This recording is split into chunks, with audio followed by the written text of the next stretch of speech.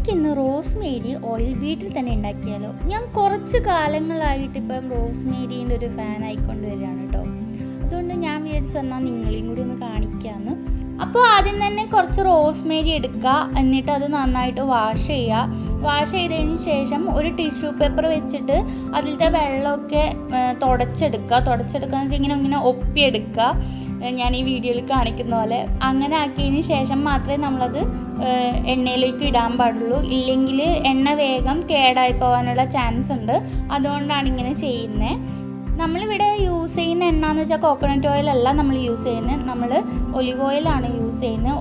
Olive oil use ആക്കുന്നത് വേഗം തന്നെ ഹെയർ ഗ്രോത്ത് ഉണ്ടാവും. അതുകൊണ്ടാണ് ഞാൻ ഒലിവ് ഓയിൽ എടുത്തത് തന്നെ. നിങ്ങൾക്ക് വേണമെങ്കിൽ കോക്കനട്ട് ഓയിലും യൂസ് ചെയ്യാം, പ്രോബ്ലം ഒന്നുമില്ല. അതിനുശേഷം ഒരു പാത്രത്തിലോട്ട് ഒലിവെണ്ണ നിങ്ങൾക്ക് എത്രയാണോ വേണ്ടതെന്ന് വെച്ചാൽ അതിനനുസരിച്ചിട്ട് ഒലിവെണ്ണ ഒഴിക്കുക. എന്നിട്ട് നമ്മൾ ഓൾറെഡി ബോയിൽ ചെയ്യാൻ വേണ്ടിയിട്ട് വെള്ളം വെച്ചിട്ടുണ്ടായിരുന്നു. ആ വെള്ളത്തിലോട്ട് ഈ ബൗൾ എടുത്തിട്ട് വെക്കുക. പിന്നെ ഞാൻ ഇതിലേക്ക് ഒന്നും കൂടി ചേർക്കുന്നുണ്ട്, അത് ഗ്രാമ്പുവാണ്. ഗ്രാമ്പും നമ്മളെ ഹെയർ ഗ്രോത്തിന് ഭയങ്കര യൂസ്ഫുള്ളാണ്. അതുകൊണ്ടാണ് ഞാൻ അതെടുത്തത്.